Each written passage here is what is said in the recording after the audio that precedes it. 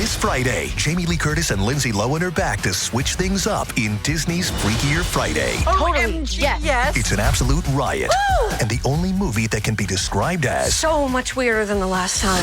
What last time? it's the frequel You ready? we've been waiting for. That absolutely slays. What deeply out-of-touch old person came up with that? You did. Wow. Don't miss the comedy event of the summer for all ages. Disney's Freakier Friday in theaters this Friday. Get tickets now. Rated PG. Parental guidance suggested. It's Wednesday Addams. I see you're trying to distract yourself from your own banal thoughts. Let me help. Here's a recording thing made of my latest root canal.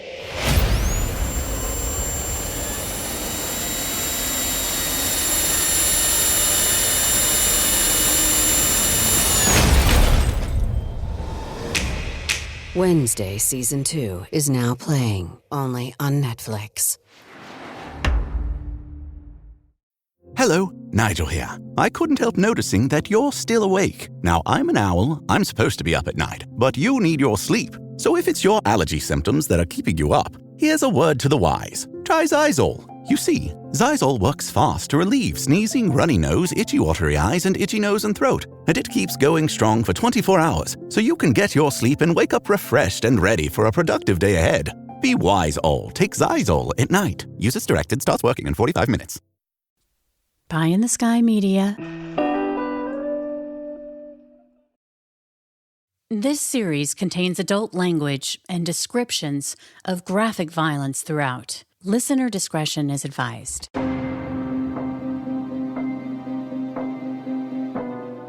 Welcome back to Criminal Mischief with Carolyn and Brandon. You're listening to episode 128, In the Dead of Night. In the pantheon of true crime books, Truman Capote's In Cold Blood was not a shift in the genre, but the shift.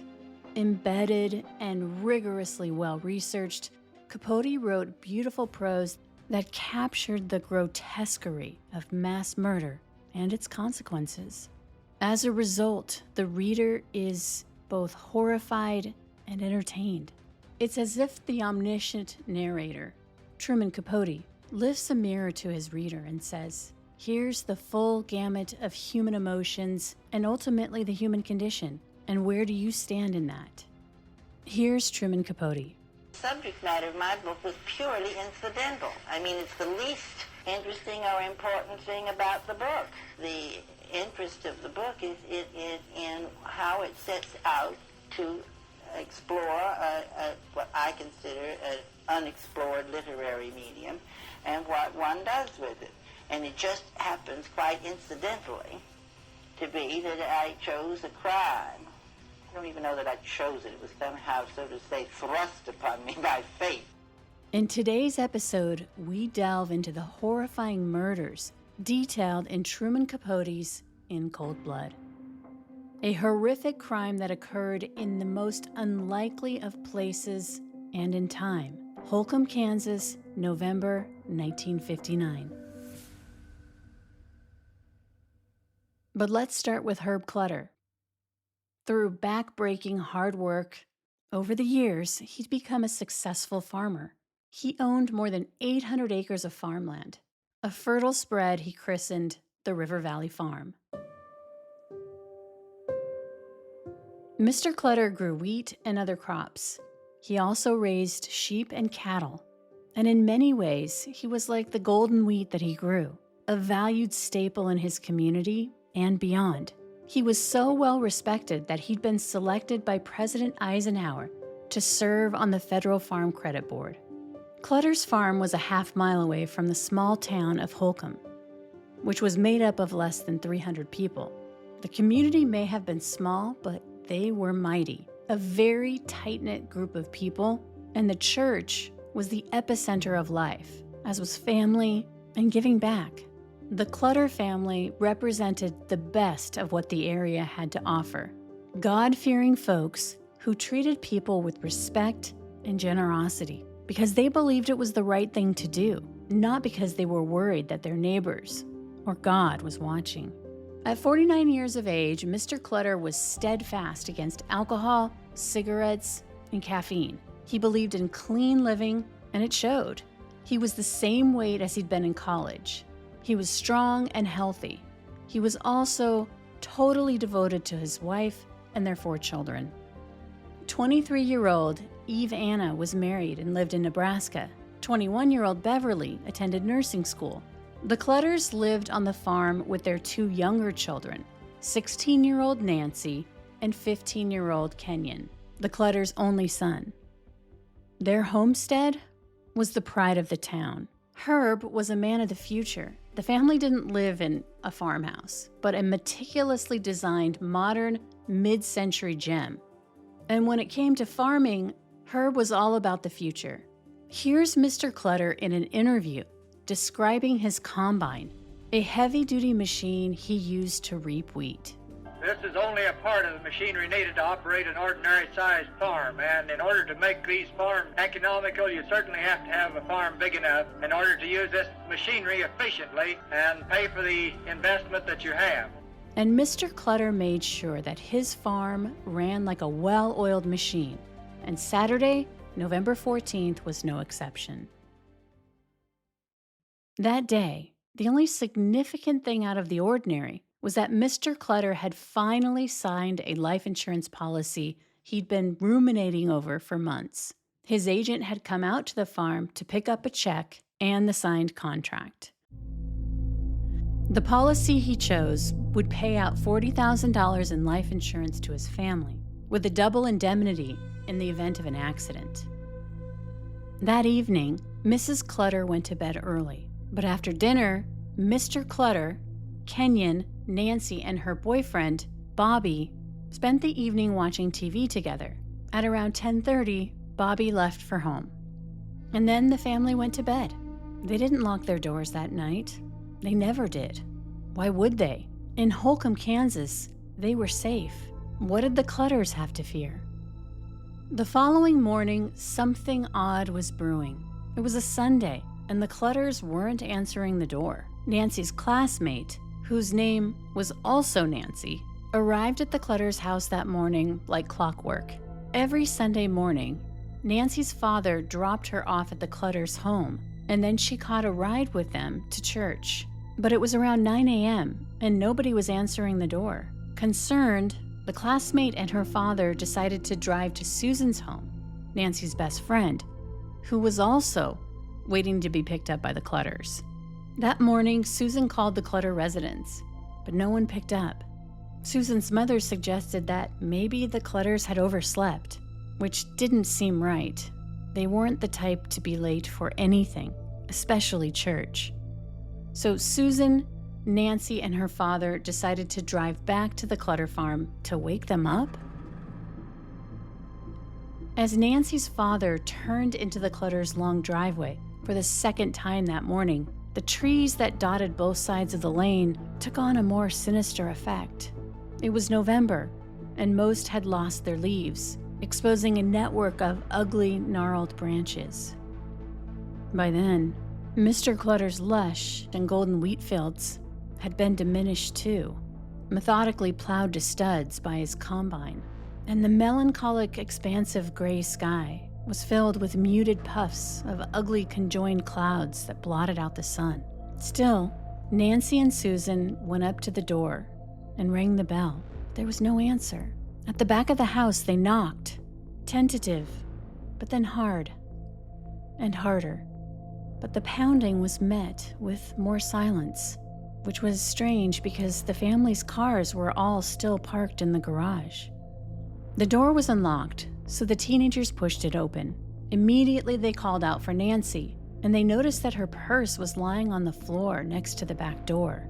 Undeterred, the girls headed for the stairs and up to Nancy's room. Susan got there first and immediately screamed and then ran out of the room and down the stairs. But Nancy continued on. When she got close, she tried to shake Nancy awake. That is, until she noticed blood splattered all over the wall, and like Susan, fled in terror. Nancy's dad mustered the courage to go inside the Clutter home. He looked for the phone in the kitchen to call an ambulance. That's when he noticed that the cord had been cut. Obviously, something was radically wrong at the Clutter house. But it was so much worse than he or anyone could ever fathom. The entire family, Herb, Bonnie, Nancy, and Kenyon, had been murdered.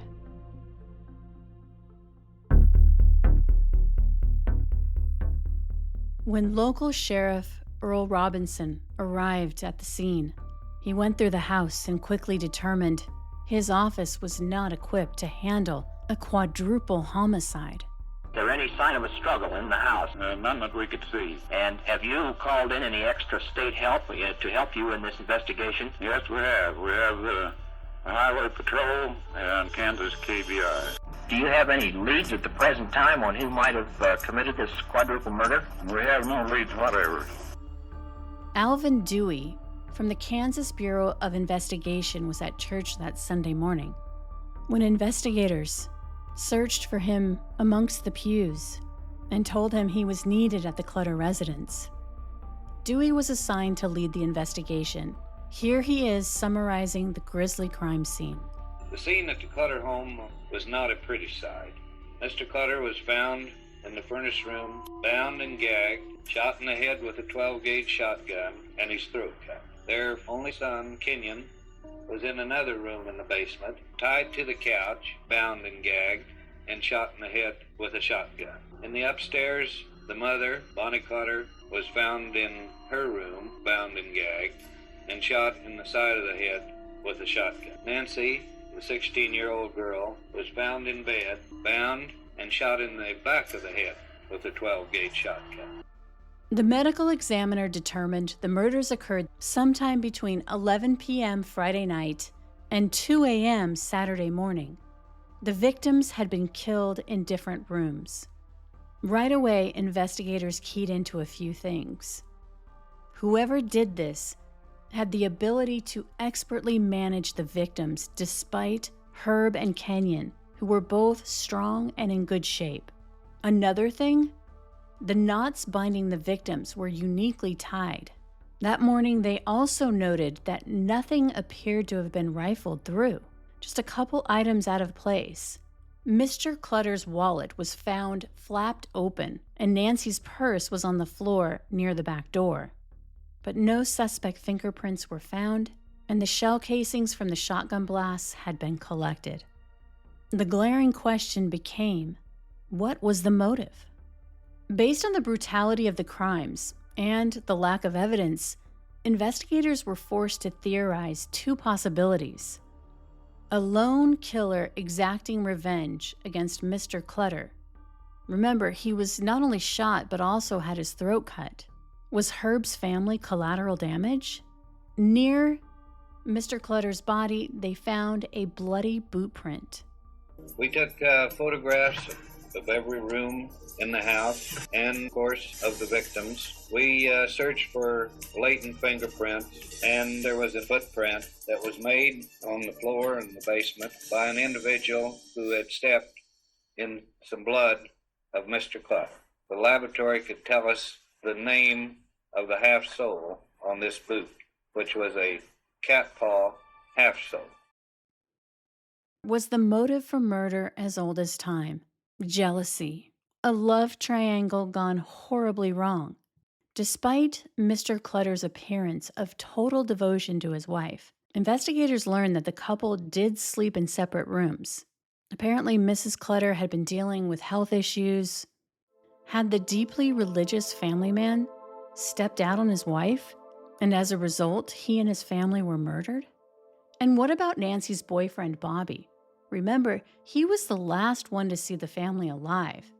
We had to take into consideration the position of Nancy Clutter's body. She had been shot in the back of the head. We had to think about the boyfriend, someone that could shoot the other members of the family, looking them in the face, but couldn't do it to Nancy. But pretty quickly, he was cleared after he passed a polygraph. There was also that life insurance policy Mr. Clutter had signed literally 8 hours before his murder.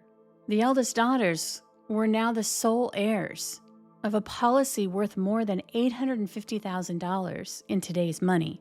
on the afternoon prior to the murder, Mr. Clutter took out $40,000 worth of life insurance, double indemnity, and as a result, his two remaining daughters are $40,000 richer today than they would have been. But the daughters were also quickly ruled out because they had solid alibis. But in our investigation, we found that this insurance deal had been in the brewing, so to speak, for several months. Investigators looked into anyone that could possibly have a grudge against the Clutter family, and nothing panned out. Authorities would catch a break in the form of a crime scene photo. With the naked eye, you couldn't see, but after the photos had been developed, a second boot print had made a very faint impression in a layer of dust on that cardboard that Mr. Clutter had been found lying on, which meant a second killer. When we developed the photographs, we were able to see a boot print made in the dust that one could not observe with the naked eye. So the motive didn't appear to be a robbery, because it was widely known that Mr. Clutter never kept cash around. He paid for everything by check, and yet his wallet was found open, and there was Nancy's purse on the floor. Investigators found out that Mr. Clutter had cashed a check for $60 on Saturday. Based on his spending that day, they were able to calculate that he possibly had at least $50 left. Would someone kill 4 people for $50? Meanwhile, in the days following the murders, paranoia seeped into the hearts and minds of the community. The Clutters were so admired, secure, a representation of everything good about the community. If they were murdered in cold blood, what chance did anyone else have? Their murders in the dead of night struck fear and depression within the community. The rumor mill was on fire, and word on the street was that the killer walked amongst them. But who? And why? This fear metastasized further after Arthur Clutter, Herb's brother, was quoted by a journalist just 2 days after the murder saying, quote, "When this is cleared up, I'll wager whoever did it was someone within 10 miles of where we now stand."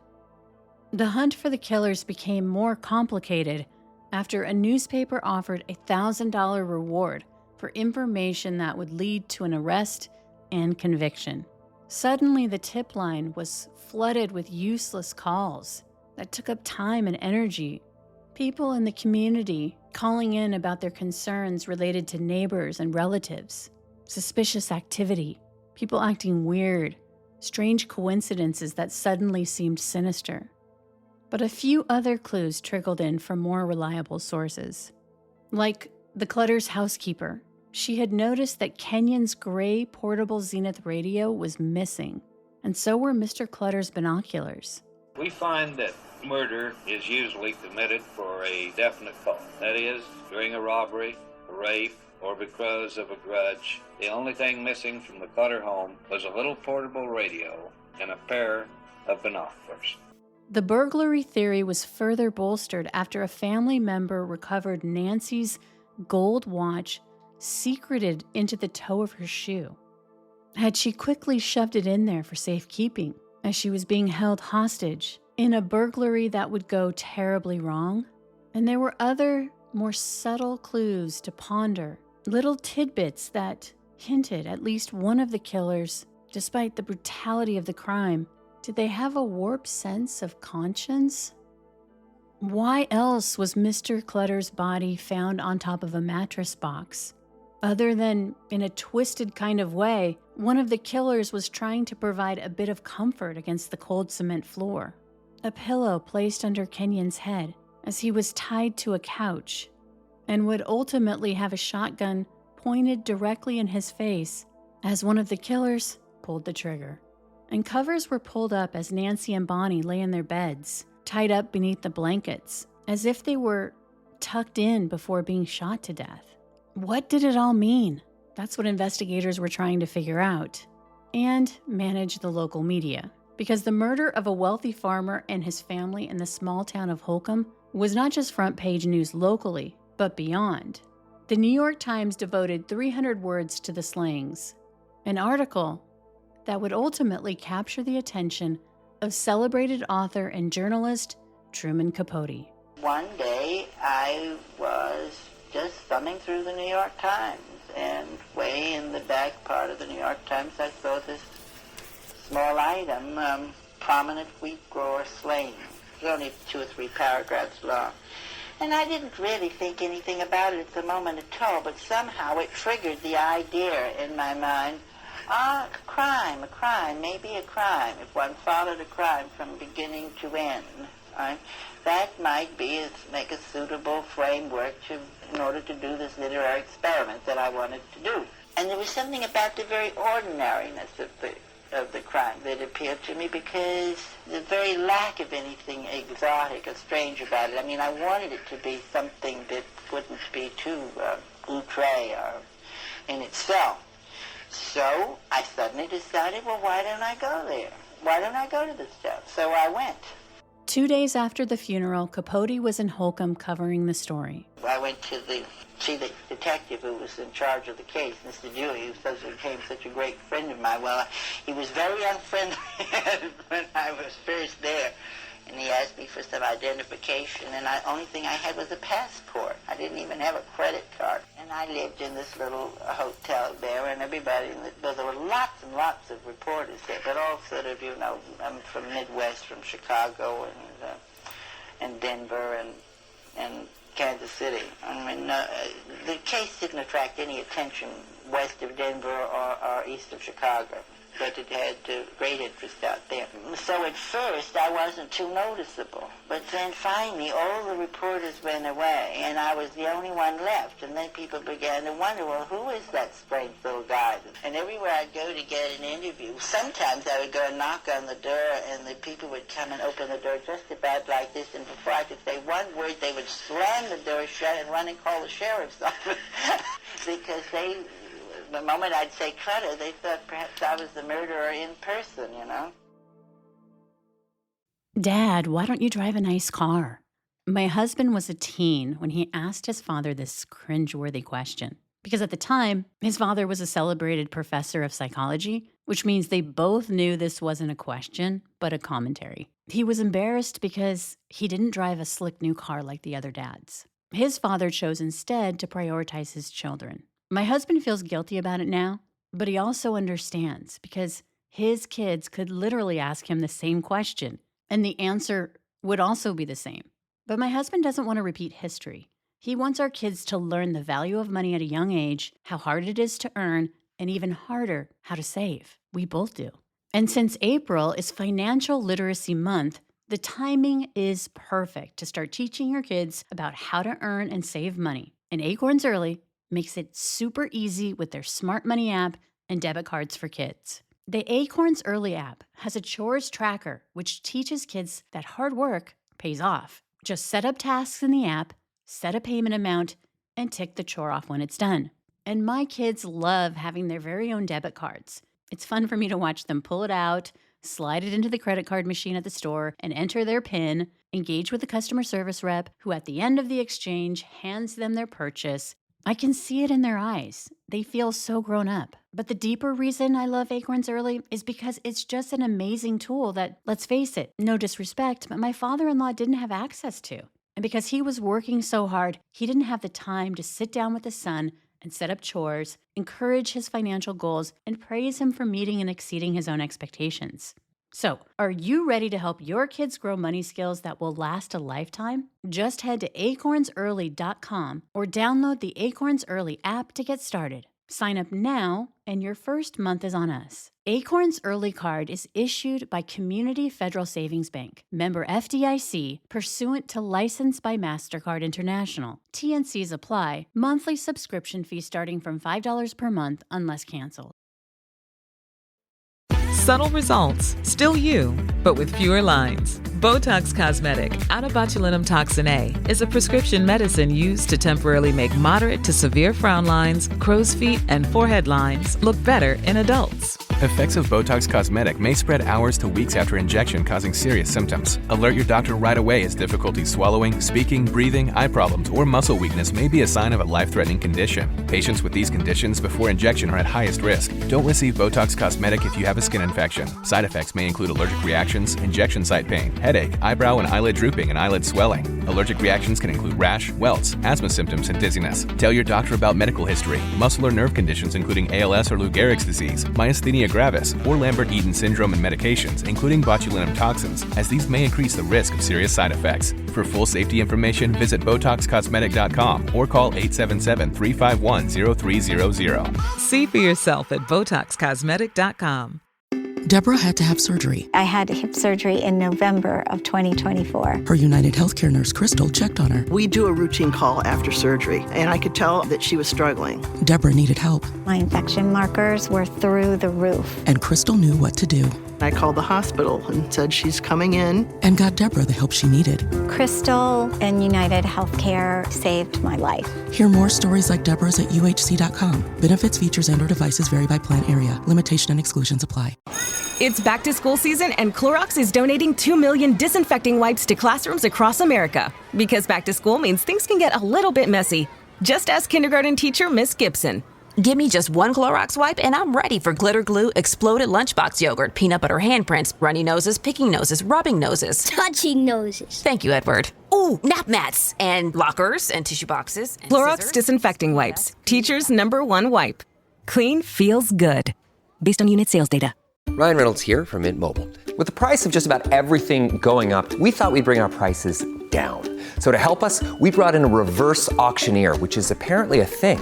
Mint Mobile Unlimited Premium Wireless. How to get 30, 30, bit to get 30, bit to get 20, 20, 20, bit to get 20, 20, bit to get 15, 15, 15, 15, just $15 a month? Sold! Give it a try at mintmobile.com/switch. Upfront payment of $45 for 3-month plan, equivalent to $15 per month required. New customer offer for first 3 months only. Speed slow after 35 gigabytes if network's busy. Taxes and fees extra. See mintmobile.com.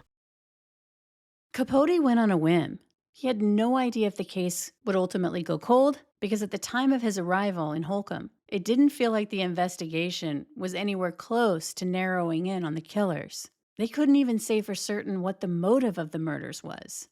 But there was one man who did know the motive and who was responsible. Floyd Wells was serving 3 to 5 years for burglary at Kansas State Penitentiary. 2 days after the murders, he heard a news report on the radio that said, quote, "Officers investigating the tragic slaying of 4 members of the Herbert W. Clutter family have appealed to the public for any information which might aid in solving this baffling crime." Clutter, his wife, and their 2 children were found murdered in their farm home near Garden City early Sunday morning. Each had been bound, gagged, and shot through the head with a 12-gauge shotgun. Immediately, Floyd was frightened because of a conversation he had with a former cellmate, a guy named Dick, who had been serving time for writing bad checks. Floyd had been swapping stories about life with Dick, and it was then that he shared 10 years ago he'd worked for a successful farmer in Holcomb named Herb Clutter. Dick was immediately interested and began asking a bunch of questions, like, did Clutter have a lot of money? Floyd said he did, that he usually kept around $10,000 in his safe at home. Dick ruminated and continued asking questions, like, where was the farm? What was the layout of the house? Who lived there? Eventually, he confided to Floyd that when he got out of prison, he was going to rob the safe with his friend Perry, who he'd also shared a cell with, and that they were going to get away with it because they would kill any witnesses at the Clutter farm. Floyd wouldn't go to the authorities until after the reward was offered. That's when he told the warden about Dick and Perry's plans. This information was passed along to investigators. According to the arrest records of Richard Eugene Hickok, or Dick, and his buddy Perry Edward Smith, they were petty thieves, not mass murderers. Dick was 28 years old, and his mugshot details described him as blonde hair, blue-eyed, 5'10", and 175 pounds. Perry was 31 and described as brown hair and brown eyes, 5'4", and 156 pounds. Perry and Dick had both been paroled the summer before the murders. An investigator went to the home of Dick's parents, who lived about 400 miles away from Holcomb. They learned Dick had been hanging around Perry, but neither of them had been seen since November 21st, 6 days after the murders. The family had no idea where they went. Investigators didn't say anything about the Clutter murders to Dick's parents. They told them that they came looking for Dick because of a slew of bad checks that he'd written before he skipped town. To that end, they casually asked what Dick had been up to before he left, around the 14th and 15th. As a matter of fact, they did. Dick told his parents that he was going on an overnight road trip to Fort Scott. Apparently, Perry needed to go there to pick up some money his sister owed him. The pair left at around 12 p.m. that Saturday, and Dick was back at his parents' home by noon the following Sunday. Not only did they have time to commit the murders within those 24 hours, but Perry's sister didn't even live in Fort Scott, Kansas. She was in California and hadn't spoken to her brother in years.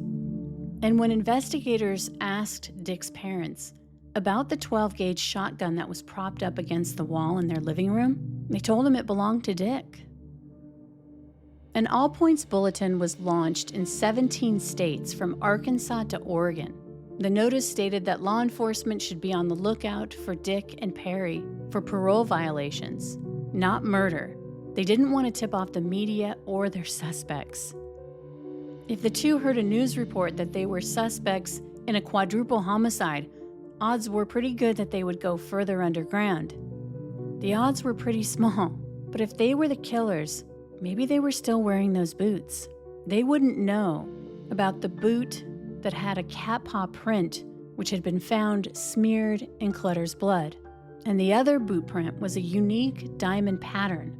Remember, a faint print had been left in the dust on that piece of cardboard. 6 weeks after the murders, Dick and Perry were spotted in Las Vegas. They were arrested and taken into custody. Since November 21st, they'd traveled thousands of miles together, which included a trip to Mexico, where they'd hoped to start a new life. But after they'd blown through the money that Dick had gotten from passing bad checks, they came back to the United States. However, it was fortuitous, because just before they were arrested, Perry went to the post office to collect a box he'd shipped to himself from Mexico that contained, among other things, 2 pairs of boots. One that belonged to him, that matched the cat's paw design found at the crime scene. The other was Dick's, that matched the unique diamond pattern found in the dust on the cardboard. When Dick was told they had a witness, he was the first to break. He sobbed out a confession, blaming the murders on Perry, who he claimed had just flipped out and without warning slashed Mr. Clutter's throat and then shot him in the head. That it was Perry who had murdered the entire family. When Perry was told that Dick had confessed and placed all the blame on him, well, it wasn't long before Perry was singing too. But he said that it was true he had shot Mr. Clutter and Kenyon, but that Dick had been the one to shoot Bonnie and Nancy. Later, Perry would recant one thing. He admitted that it was true, that he had been the one to shoot every member of the Clutter family. This is what they claimed happened that night. The Clutter home was unlocked, and they just walked in. The family was asleep. They first went to Mr. Clutter's office, looking for that safe. When they couldn't find it, they went and woke him up. Under the threat of a shotgun in his face, they demanded money. When he calmly told the intruders he didn't have a safe and didn't carry cash, they forced him upstairs to wake up his family. The men would bind and gag Bonnie and Nancy. Both women were then tucked into their beds. Herb and Kenyon were brought to separate rooms in the basement. Kenyon was tied to a couch in a playroom. Herb was taken to the unfinished furnace room, where he was told to lay down on the cardboard mattress box in front of the furnace. Afterward, Perry stayed with Clutter, while Dick went upstairs to look for a non-existent safe. After a while, Dick returned to the furnace room, where Perry was standing guard over Mr. Clutter. At that point, both men accepted that there was no safe and no money to be had in the house. They looked at each other. They knew that they had already come prepared to kill any witnesses. But according to Dick, that's when Perry reached down and cut Mr. Clutter's throat. After that, he grabbed Dick's gun and shot him in the head. Then both men went to the room next door, and Perry shot Kenyon. Again, both men together went upstairs into Nancy's room and shot her. And together they went into Bonnie's room, and Perry shot her too. According to Perry, he was the one who placed the pillow under Kenyon's head, laid the cardboard down, and it was he who had tucked in mother and daughter, and he was the one who stopped Dick from sexually assaulting Nancy that night. Dick and Perry would be extradited from Las Vegas to Kansas to await trial. Separated in the local jail, Perry writes his thoughts down daily. According to the book In Cold Blood, Perry writes about the person he misses most. Quote, "Many thoughts of Dick," he wrote in his makeshift diary. Since their arrest, they had not been allowed to communicate, and that, freedom aside, was what he most desired, to talk to Dick. Be with Dick again. Dick was not the hard rock he'd once thought him. Pragmatic, virile, a real brass boy. He'd proven himself to be pretty weak and shallow, a coward. Still, of everyone in all the world, this was the person to whom he was the closest at the moment. For they at least were of the same species, brothers in the breed of Cain. Separated from him, Perry felt, all by myself, like somebody covered with sores, somebody only a big nut would have anything to do with. The thing about Perry is that he'd always dreamed of fulfilling a lifelong goal of being an adventurer in Mexico, which is why he agreed to Dick's scheme to rob the Clutters and then kill them all. That this would fund his dream of he and Dick being gold prospectors or deep-sea divers, searching the ocean for sunken treasure. Dick and Perry's relationship had been forged in that cell that they shared. Perry so desperately wanted to impress Dick that he lied and said he'd murdered a man just for fun. Perry was extremely self-conscious about his physique. His legs had been mangled in a motorcycle accident, and as a result, they were now withered, and he walked with a limp. Already short in stature, he was always trying to prove his masculinity to Dick. He yearned for his friendship and respect. Perry knew saying he'd murdered someone for fun would guarantee both. But there is something that both men had in common. When they were released from prison, they were embittered, angry men who believed they deserved a better life. But unlike Mr. Clutter, they didn't want to work for it and were disgusted by his pious, well-respected life. They envied his wealth and success and his stature in the community. Qualities neither of them imbued. This fact infuriated them.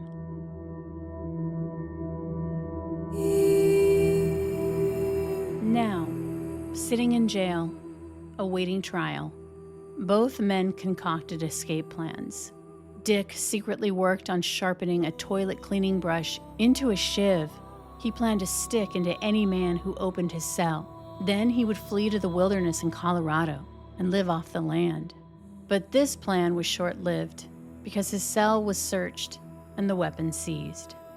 Perry's escape was far more fantastical. He had convinced himself that when he looked out of the window of his jail cell, he saw two young men in the courtyard, and they were smiling at him. He interpreted this as a signal that they wanted to help him break out of jail.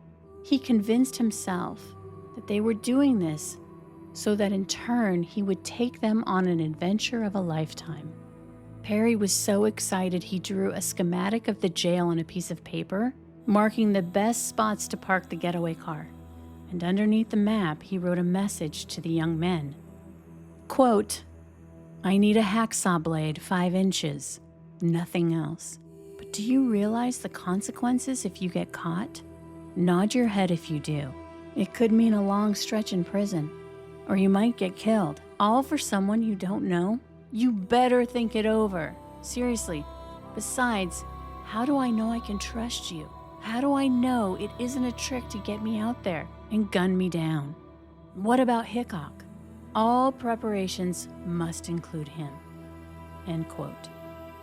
Perry waited anxiously for the young men to return to the courtyard and await further instructions. He had crumpled up the map into a ball, which he planned to drop out of the window, but the men never came back.